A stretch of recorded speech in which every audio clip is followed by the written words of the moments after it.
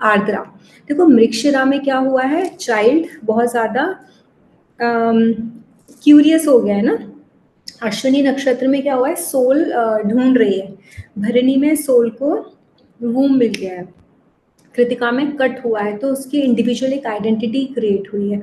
उसके बाद रोहिणी नक्षत्र, वहाँ पोषण होना शुरू हुआ है, खुद से बच्चे ने खाना पीना शुरू कर दिया है, ठीक है। उसके बाद आया है मृगशिरा नक्षत्र, मृगशिरा नक्षत्र में क्यूरियोसिटी है, ये चीज़ देखना है, वो चीज़ देखना है। उसके बाद बच्चा क्या होता है, उद्यमी हो जाता है, तोड़ फोड़ करता है, डिस्ट्रॉय करता है, ठीक है, चीज़ों को डिस्ट्रक्शन मचाता है, दैट इज आर्द्रा नक्षत्र।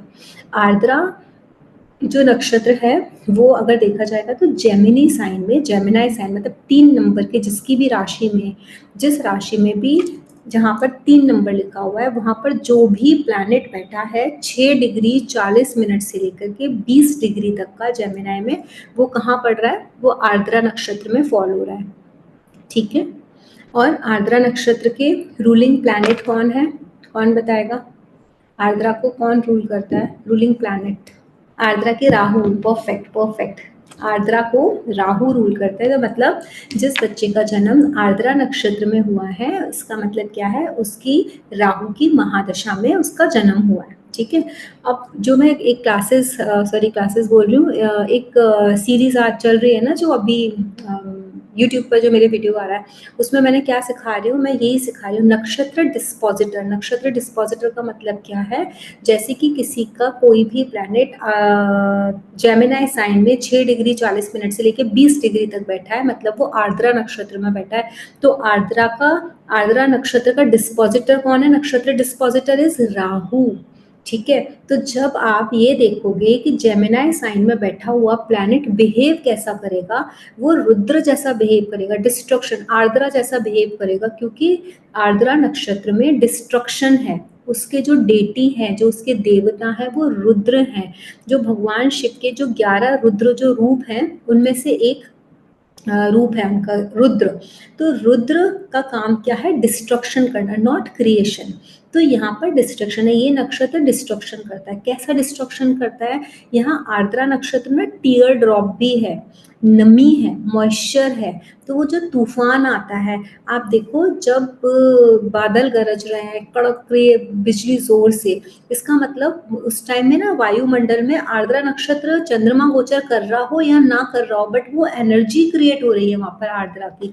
और आपने ये देखा है कि जब इंसान रो लेता है तो क्या हो जाता है, उसका मन हल्का हो जाता है, वरना वो बहुत भरा हुआ है, उसके अंदर इमोशनल स्ट्रॉम चल रहा है, तूफान चल रहा है इमोशंस का, बट जब वो बहुत बहुत रोता है तो कभी कभी बोलते हैं ना, रो लेने तो मन हल्का हो जाएगा, तो फिर वो शांत हो जाता है। इन द सेम वे जब इसी तरीके से तूफान आता है तो क्या होता है, बिजली कड़क रही है, तूफान आ रहा है, बारिश हो रही है, उसके बाद फिर वो जो एक लेयर होती है ओजोन लेयर, वो क्लियर हो जाती है ना हमारी वायुमंडल में, सांस थोड़ी सी ना फ्रेश आती है, जितना पॉल्यूशन होता है वो छट जाता है। तो destruction is also very important at times to create something new. Until or unless you go through this process, you cannot get the new things, you cannot get the beginning, there will not be a creativity without destruction. So destruction is also important part of person's life. तो यहाँ पर जब आर्द्रा नक्षत्र में कोई planet है destruction मचा रहा है, अब ये डिस्ट्रक्शन किसी चीज के, कभी ऐसा भी होता है ना, डिस्ट्रक्शन बहुत खराब भी हो गया, ठीक है, हमेशा तो ऐसा नहीं है कि उसके पॉजिटिव रिजल्ट्स मिलेंगे, क्योंकि आंधी तूफान में बेचैनी होती है और लोगों को घर टूट गया, ये मर गया, वो मर गया, ये सारी चीज़ें भी होती हैं, इंसान को रोते रोते पैनिक अटैक्स आ जाते हैं, उसको हॉस्पिटलाइज भी कराना पड़ता है। तो ऐसा नहीं है कि अच्छा ही होगा, वो कौन डिसाइड करेगा, नक्षत्र डिस्पोजिटर डिसाइड करेगा। नक्षत्र डिस्पोजिटर कौन है, राहु। तो राहु की पोजीशन उस चार्ट में आपको ये बताएगी कि जेमिनाई साइन में बैठा हुआ प्लैनेट 6 डिग्री 40 मिनट से 20 डिग्री के बीच में बैठा हुआ है, तो वो जो आर्द्रा के रिजल्ट्स देगा, वो रिजल्ट्स पॉजिटिव डिस्ट्रक्शन लेके आ रहे हैं या नेगेटिव डिस्ट्रक्शन लेके आ रहे हैं, that will totally depend on the position of Rahu. Her planet के साथ ऐसा ही होगा। कोई भी प्लैनेट किसी नक्षत्र में बैठा हुआ है तो उस नक्षत्र का जो डिस्पोजिटर है, नक्षत्र डिस्पोजिटर मतलब उसका रूलिंग प्लैनेट, उसकी पोजीशन कुंडली में कैसी है वो बताएगा। अब जैसे मेरी चल रही है जुपिटर की महादशा, my Jupiter is sitting in the Pushya nakshatra, right, और मेरी उसमें अंतरदशा चल रही है वीनस की। वीनस कैप्रिकॉर्न लगना है तो 5th हाउस और 10th हाउस के लॉर्ड होकर 10th हाउस में बैठे हैं, बट नवतारा में देखूं इट इज इन विपत तारा, मेरे विपत तारा में आते हैं और जुपिटर साधक तारा में आता है। तो जब उनकी अंतरदशा चली तो मतलब विपत्ति आनी चाहिए, ठीक है, तो परेशानियां आनी चाहिए कहीं ना कहीं, लेकिन विपत्ति नहीं आई। रीजन क्या है कि विशाखा नक्षत्र में वो बैठे हुए हैं, जिसके डिस्पोजिटर कौन है, नक्षत्र डिस्पोजिटर गुरु खुद ही। विशाखा नक्षत्र का जो लॉर्ड है, प्लैनेटरी लॉर्ड, वो कौन है, जुपिटर। जुपिटर की क्या पोजीशन है मेरे चार्ट में, एक्सॉल्टेड पोजीशन है, और वो महादशा लॉर्ड भी हैं, तो उन्होंने विपत तारा होने के बावजूद भी विपत्ति नहीं मेरे ऊपर लेके आए। तो किसने मुझे बचाया, किसने, बेसिकली विपत तारा में होने के बाद भी मुझे हेल्प उसने की, जो उसका नक्षत्र डिस्पोजिटर था। अगर ये ही जुपिटर मेरे वीक पोजीशन में होते, मैं क्या काम करती हूँ, मैं जुपिटर वाला ही काम कर रही हूँ, राइट। अगर मैं जुपिटर के नेचर के विपरीत काम कर रही होती कोई काम, तो मुझे 110% विपत्ति आती, क्योंकि मेरी एनर्जी उस सिंक में है, इसीलिए मेरे ऊपर वो परेशानी नहीं आई, वो विपत्त में नहीं आए, ठीक है। तो इस तरीके से हम चीज़ों को ना डिकोड भी करते हैं साथ में। मैं वो इसलिए टेक्निक सिखा रही हूँ कि जब कर रहे हो ना तो लगा के देखते जाओ अपने अपने चार्ट्स पर, ठीक है। अब इसके बाद हमने देखा है कि कास्ट हम हर प्लैनेट की, सॉरी हर नक्षत्र की देख रहे हैं। इसकी जो कास्ट है वो कैसा है, बुच्चर वाली जो कास्ट होती है वो कास्ट है जो आर्द्रा नक्षत्र की, ठीक है। कट है, डिस्ट्रक्शन है ना, इसीलिए वो कास्ट है। इनमें जो गुण है वो तमस गुण है। इनकी जो शक्ति है वो यत्न शक्ति है। यत्न शक्ति मीन्स क्या होता है, यत्न means to put your efforts, the power to make an efforts and achieve something or for achievement, या फिर the power to gain something, किसी भी तरीके से, है ना, लाइफ से जो भी गेन्स चाहिए, तो वो यत्न शक्ति है। Basically you are putting your efforts, the shakti. तो आर्द्रा नक्षत्र की जो खासियत है वो क्या है, यत्न शक्ति। इसमें ना इंसान यत्न करता है, या प्रयत्न करता है, ये एफर्ट्स डालता है। ये तो एफर्ट्स डालने की जो शक्ति है वो आर्द्रा नक्षत्र इंसान के अंदर देता है। आप ये सोचो कि किसी इंसान के 6th house Lord, 10th house Lord सब आर्द्रा में चले गए, है ना, मेन जो प्लैनेट्स हैं जो आपको हेल्प करेंगे, या 10th हाउस में आर्द्रा में ही आकर के कोई प्लैनेट बैठ के जेमिनी साइन पढ़ रहा है वहाँ, तो अब आप बोलोगे यार इसकी जिंदगी में तो ऊपर नीचे तूफान लगा रहेगा। तूफान तो लगा रहेगा, नो डाउट, लेकिन ये इंसान प्रयत्न करना बंद नहीं करेगा। और जब तक इंसान प्रयत्न करता रहता है, कोशिश करता रहता है, तब तक वैसे भी हार नहीं होती है उसकी, और एक ना एक दिन इस इंसान की जीत होगी, क्योंकि इसकी पावर है, वो यत्न शक्ति है, इसमें यत्न करने की शक्ति, ठीक है। और इसकी जो योनि है वो कौन है, फीमेल डॉग।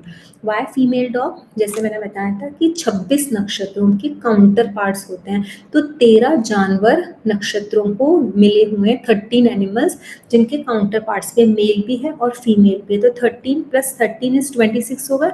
एक नक्षत्र है 27 which doesn't have a counter part, that is Uttarashadha.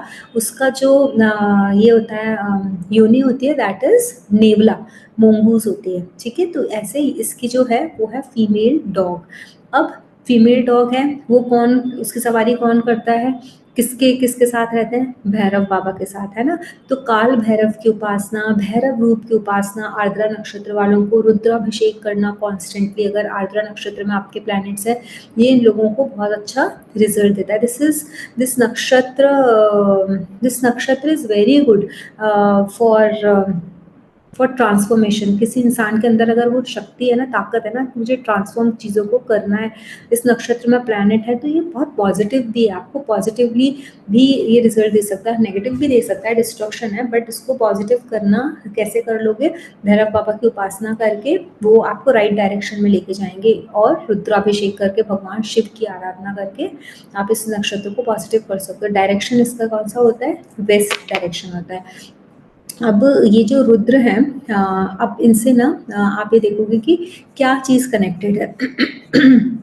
Rudradev basically आप एक चीज़ समझ लो कि जब ब्रह्मा जी ने ना क्रिएशन किया था, जब उनकी ना देखो ये क्रिएशन और इसके बीच का वो जो गैप है ना, रुद्र इसमें सॉरी आर्द्रा नक्षत्र में रुद्र को कैसे पैदा किया था, जब क्रिएटिविटी वो उनकी क्रिएटिविटी ना उस तरीके से फलीभूत नहीं हो रही थी जिस तरीके से होनी चाहिए थी, क्योंकि पहले जब ब्रह्मा जी ने अपने पुत्रों को जब उन्होंने क्रिएट किया था तो उन्होंने सृष्टि करने से साफ इनकार कर दिया था। तो उसकी वजह से जो उनके अंदर जो गुस्सा पैदा हो गया था, क्रोध आ गया था, उस क्रोध ने ही क्या किया, उस क्रोध ने ही आईब्रोज के बीच में जब बहुत गुस्सा आ रहा है आ रहा है आ रहा है आ रहा है, वो कंट्रोल नहीं हो रहा है क्योंकि उनकी जो creativity it is not working properly, that's the reason he was annoyed. और उस जो आईब्रोज के बीच में से वो जो क्रोध की वजह से वो जो एक एनर्जी क्रिएट हुई, दैट वाज रुद्र। तब उन्होंने हाउलिंग की है, क्योंकि वो डिस्ट्रक्शन है ना, क्योंकि गुस्से से ही वो पैदा होंगे ना, उनका गुस्सा है वो। तब उन्होंने बोला है कि तुम इतना ज़्यादा डिस्ट्रक्शन है, वो डिस्ट्रक्शन कर रहे हैं। तब उन्होंने बोला है कि रोका है उनको, रुद्र को, कि इतना डिस्ट्रक्शन करना अच्छा नहीं है, कहीं ना कहीं रुकना है। तो मेडिटेशन भी आर्द्रा नक्षत्र वालों को मेडिटेट करने के लिए बोला गया है उनको, कि मेडिटेट करो। जब उन्होंने मेडिटेट किया है तब उनको समझ में आया है कि क्या चीज़ खत्म करनी है और किस चीज़ को छोड़ देना है। हर चीज़ को खत्म ही नहीं करने देना। अगर सब कुछ ही डिस्ट्रक्ट कर दोगे तो क्रिएटिविटी जैसे हुई वैसे ही डिस्ट्रक्शन हुई, वैसे तो कुछ संसार चल ही नहीं पाएगा। तो वो जब आर्द्रा नक्षत्र में कोई प्लैनेट होता है वो हमको ये सिखाता है कि जितना आप मेडिटेट करोगे उतना ही ज़्यादा आप चीज़ों को अच्छे से करना सीख जाओगे, मतलब प्रॉपर अपनी एनर्जी को चैनलाइज करना सीख जाओगे। जो इसके आप एक चीज़ देखो, जो आर्द्रा नक्षत्र में पैदा हुए हैं वो शंकराचार्य जी, रामानुजाचार्य, ये सबका जो चंद्रमा का नक्षत्र है ना, ये आर्द्रा नक्षत्र था। तो आर्द्रा नक्षत्र वो नक्षत्र है कि जब वो क्रिएटिविटी की पराकाष्ठा हो जाती है और वो जो फ्रस्ट्रेशन जो जन्म लेती है, उस फ्रस्ट्रेशन के बाद जो भी चीज़ की उत्पत्ति होती है, दैट इज आर्द्रा, उस फ्रस्ट्रेशन से। तो ये ना बहुत स्पिरिचुअल नक्षत्र भी है, आपको बहुत एक हायर लेवल पर स्पिरिचुअलिटी के पर ये नक्षत्र आपको लेके जा सकता है। और नक्षत्र ये वाला जो नक्षत्र है ना, आर्द्रा नक्षत्र में सिर्फ एंगर और डिस्ट्रक्शन ही मतलब ऐसे लोग बताते हैं, जो जो बिल्कुल सही बात है कि वो है, कि डिस्ट्रक्शन भी है, एंगर भी है। बट इस एंगर को अगर बहुत अच्छे से ना चैनलाइज कर लिया जाए तो ये बहुत हायर लेवल की क्रिएटिविटी भी करता है, चीज़ों को उस फॉर्म में भी लेके आ जाता है जो दूसरे कोई नहीं लेके आ सकते हैं।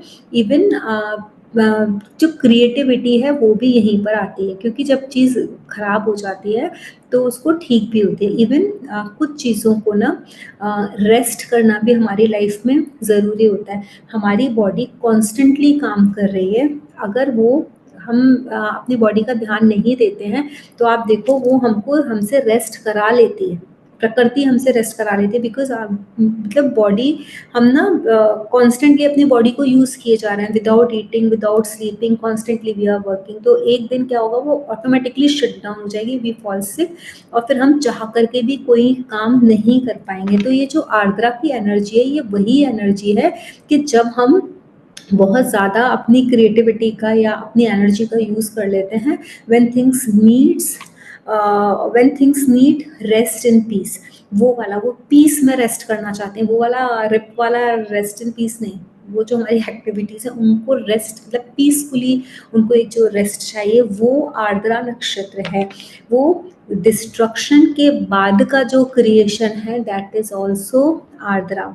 आर्द्रा प्रोटेक्ट करता है चीज़ें। और एक चीज़ है आर्द्रा में ईगो को डिस्ट्रॉय करना भी सिखाया है। शायद आई डोंट नो कि पता है आप लोगों को या नहीं पता कि यहाँ पर एक इसमें ना मथुरा वृंदावन में एक गोपेश्वर महादेव है। How many of you know about it? Gopeshwar Mahadev का जो मंदिर है उसके पीछे की कहानी पता है? गोपेश्वर महादेव की, वो आर्द्रा से ही कनेक्टेड है। गोपेश्वर महादेव मतलब सबको पता है कि भगवान शिव है, ठीक है। एक ऐसे अपने पुराणों में कहानी मिलती है गोपेश्वर महादेव की, कि महादेव को जब पता चला था कि यहाँ पर ना भगवान श्री कृष्ण गोपियों के साथ रास करते हैं, तो भगवान मतलब ये रुद्र की एनर्जी तो कौन सी एनर्जी है, वो तो बहुत ज़्यादा स्ट्रॉन्ग एनर्जी है। और भगवान श्री कृष्ण की एनर्जी कैसी है, बहुत पीसफुल एनर्जी है, सौम्य एनर्जी है, सॉफ्ट एनर्जी, और उनकी एनर्जी इतनी स्ट्रॉन्ग है। तो जब उनको ये पता चला महादेव को, रुद्र को, कि यहाँ पर ये हो रहा है, क्या कहते हैं, रास हो रहा है, तो उन्होंने सोचा कि मैं भी यहाँ पर रास्ते मैं भी पार्ट लूँगा, मैं भी जाऊँगा वहाँ पर। I also want to see that beauty of Raas and I also want to become a part of that, I want to participate basically. तो क्या हुआ कि वहाँ वृंदावन में वृंदा है, ठीक है। उन्होंने, वृंदा ने क्या किया, रुद्र को, जो वृंदावन का आउटस्कर्ट एरिया था बाहर का, वहीं रोक दिया फॉरेस्ट में, और बोला you can not enter in this area. तो उन्होंने कहा मैं क्यों नहीं एंटर कर सकता हूँ। उनको बहुत तेज गुस्सा आया और उनको बहुत ऐसा इंसल्टेड फील हुआ, बोले मैं क्यों नहीं कर सकता हूँ, मैं रुद्र हूँ। तो बोलते हैं कि कोई मेल एंटर नहीं कर सकता वहाँ। तो बोले कि सिवाय कृष्णा के। तो बोलते हैं ये क्या बात है कि सिवाय कृष्णा के नहीं कर सकता। तो उन्होंने बोला कि बोले कि क्योंकि जो, बोले ऐसा कैसा, तो बोले कि जो इंसान, बोले भगवान श्री कृष्ण के लिए बोला कि वो भी तो मेल है, जब वो एंटर कर सकते हैं तो मैं क्यों नहीं एंटर कर सकता हूँ। तो उन्होंने बोला कि वो मेल है, बट जो फॉल्स आइडेंटिटी ऑफ मेलहुड की, जो एक फॉल्स आइडेंटिटी होती है, ईगो वाली होती है, उसके साथ we can not tolerate any male. भगवान श्री कृष्ण में, कृष्णा में वो मेल वाली ईगो है ही नहीं, इसीलिए आप नहीं कर सकते। अब वो ना, उन्होंने बोला मैं रुद्र हूँ, ऐसे उन्होंने ना बहुत उसमें एरोगेंस में आके बोला, और बोला आई कैन डिस्ट्रॉय एवरीथिंग। तो उन्होंने बोला कि अगर तुम डिस्ट्रॉय कर सकते हो तो अपनी इस मेल ईगो को डिस्ट्रॉय करो, then only you can participate in that. फिर उन्होंने फिर उनको समझ में आया, and he sat for the meditation. ये जो महादेव है, वो रुद्र, वो बैठ गए मेडिटेशन के लिए। जब उन्होंने मेडिटेशन किया, then she meditate on Radha Rani, कि वो ही सिर्फ उनकी ब्लेसिंग सीख करने के लिए उन्होंने राधा जी पे मेडिटेट जब किया, तो राधा जी ने अपनी एक सखी ललिता को वहाँ भेजा रुद्र के पास, और उनको बताया कि बहुत ज़्यादा पैशनेटली मेडिटेट कर रहे हैं। फिर ललिता गई, उनको उठाया, उनसे बात की, और फिर उनको समझ में आया, शी वॉज ऑल्सो, अब उनको समझ में आ गया, वो मेन ईगो ना उस टाइम किल हो गई थी उनकी। Then he said now you can accompany. हाँ, तो फिर उन्होंने ना उनके साथ जा कर के लेकर के आई, और उनको ललिता उनको लेकर के आई, और जा कर के वहाँ जहाँ पर रास हो रहा था वहाँ, अब वहाँ जा कर के रुद्र भी उसी फॉर्म में वो भी रास करने लगे। तो भगवान श्री कृष्ण ने तो उनको पहचान लिया कि ये गोपी है, और वो उनकी, भगवान श्री कृष्ण इतने खूबसूरत, इतने सुंदर, अब उनको भी मन कर रहा था उनके साथ रास करने का, रुद्र को। लेकिन अपने आप ही भगवान श्री कृष्ण आए उनके पास, उनको देखा और उनको बोला कि नाउ योर नेम इज गोपीश्वरा। गोपेश्वरा जब उनका निकनेम दे दिया भगवान श्री कृष्ण ने, उनको पता था कि वो महादेव हैं, महेश्वर हैं। तो वो पहले उनको लगा कि उनको महेश्वर बुलाए, फिर उन्होंने, because he is a great controller, वो सबको कंट्रोल करते हैं, बट फिर खेलते खेलते उन्होंने उनको गोपीश्वरा, क्योंकि गोपियाँ है ना सारी, तो उनको गोपेश्वरा, तो गोपेश्वर महादेव उनका नाम वहाँ पे पड़ा। और उसके बाद से वृंदावन में गोपेश्वर महादेव का टेम्पल वहीं बन गया, उन्होंने वहीं स्थान ले लिया। तो इसका मतलब क्या है, रुद्र जो है, लोग बोलते हैं कि सिर्फ और सिर्फ, सॉरी नॉट रुद्र, आर्द्रा नक्षत्र इज ओनली फॉर डिस्ट्रक्शन, नहीं। आर्द्रा नक्षत्र is a nakshatra where you can get control over your false ego, the male ego जो है उसके ऊपर कंट्रोल पा सकते हो। तो ये आर्द्रा नक्षत्र की सबसे बड़ी खासियत है। और ये नक्षत्र अगर आप ना कहीं भी, जैसे मैंने बताया कि किस तरीके से कैसे करोगे, जब इसको डिकोड करोगे, किसके साइन में बैठता है ये, जेमिनाई साइन में बैठा है। मरकरी की जो जेमिनाई साइन की क्वालिटीज़ है उसको कनेक्ट करो, जो प्लैनेट बैठा है आपके 9 के 9 में से जो भी ग्रह आके बैठा है, उस ग्रह को मरकरी की क्वालिटी, मतलब जेमिनाई की क्वालिटी के साथ मर्ज करो, साथ में राहु की जो क्वालिटीज़ हैं उसके साथ मर्ज करो, एंड देन यू सी कैसा रिजल्ट आएगा। बिकॉज राहु है, थिंकिंग पैटर्न तो यहाँ पर बहुत स्ट्रॉन्ग होना है, क्योंकि राहु के पास सिर्फ दिमाग ही दिमाग है ना? राहु सोचता है, अब डिस्ट्रक्टिव वे में सोचेगा, कंस्ट्रक्टिव वे में सोचेगा, तो being a astrologer that is your responsibility. If you see someone's planet is in Ardra, तो how it can get into the construct. I had seen a chart who has maximum planets in Ardra, especially his sixth house, 10th house, his Lagna Lord, all are in Ardra Nakshatra. और वो पता है इसमें बैठे हुए हैं उनके 10th house में बैठे हुए हैं, and that person is superb in his ये जो वर्क है ना उसमें, वो इतना क्रिएटिव कैसे आई? Because that energy is channelized. वो इंसान वो बोलता है कि मैं 108 माला महामृत्युंजय मंत्र की मैम करता ही करता हूँ एवरीडे, दुनिया इधर से उधर हो जाए, मेरा काम हो ना हो, लेकिन मेरी 108 माला महामृत्युंजय मंत्र की मुझे करनी है। और ये मेरा जब मैं 8-9 साल का था तब से मेरा ये रूटीन है। He is doing that. और रुद्राभिषेक महीने में एक, बोलते मुझे खुद से नहीं पता मैं कैसे करता हूँ, लेकिन मुझे अंदर से फील होता है मुझे करना ही चाहिए। और इतना simple, there is no ego at all. तो उनका आर्द्रा इतने अच्छे से काम कर रहा है, is very creative in his work.